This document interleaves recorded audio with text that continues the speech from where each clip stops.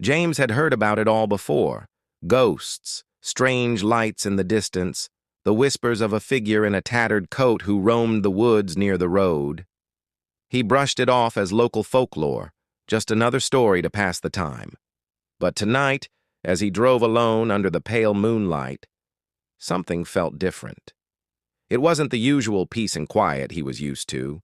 It was as if the air itself had grown heavier, thicker, with something unexplainable lingering in the shadows. He had just passed the old mill, now nothing more than a crumbling ruin, when his headlights flickered.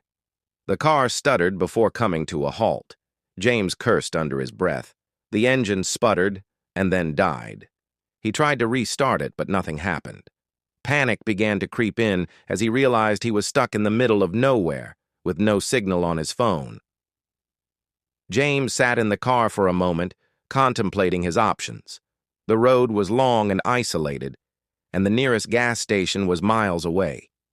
He decided to walk to the mill, hoping to find a working phone or a place to take shelter for the night. As he stepped out of the car, the cold night air hit him like a slap. He pulled his jacket tighter around his body and began walking down the road.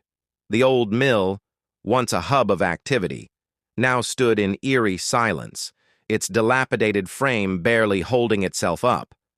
The wind whistled through the broken windows, making the structure seem even more menacing. James hesitated for a moment but pushed forward, his footsteps echoing against the cracked pavement. When he reached the mill, he saw something that made his blood run cold. There, standing in the doorway, was a figure. A man dressed in a long, tattered coat, his face obscured by the shadows of the hood. James froze.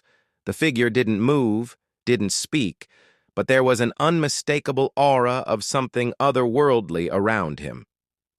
"Hello?" James called out, his voice shaky. The figure didn't respond. Instead, it slowly lifted a hand, pointing toward the woods behind the mill. James felt his heart race. Something inside him urged him to run, but curiosity kept him rooted to the spot. Without a word, the figure turned and began walking toward the trees. James, against his better judgment, followed. The woods were dense, the branches twisted and gnarled, reaching out like skeletal hands. The only sound was the crunching of leaves underfoot. As they walked deeper into the forest, James began to feel disoriented. The trees seemed to close in around him, blocking out the moonlight. It was as if the forest itself was alive, shifting, moving, guiding him toward something. He tried to speak, but his voice caught in his throat. He felt an overwhelming sense of dread creeping up his spine. They walked for what felt like hours, the figure always just a few steps ahead. Finally, they reached a clearing.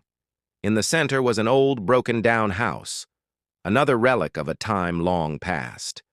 The windows were shattered and the front door hung off its hinges, swaying slightly in the wind. James could feel a sense of foreboding wash over him as he looked at the house.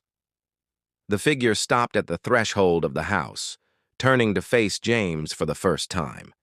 His face was still hidden by the hood, but there was something about his posture, his stillness, that made James's blood run cold. "Why are you here?" James asked, his voice barely above a whisper. The figure didn't speak. Instead, it stepped forward, beckoning James to follow. Reluctantly, he took a step closer. As he crossed the threshold, the air seemed to grow colder.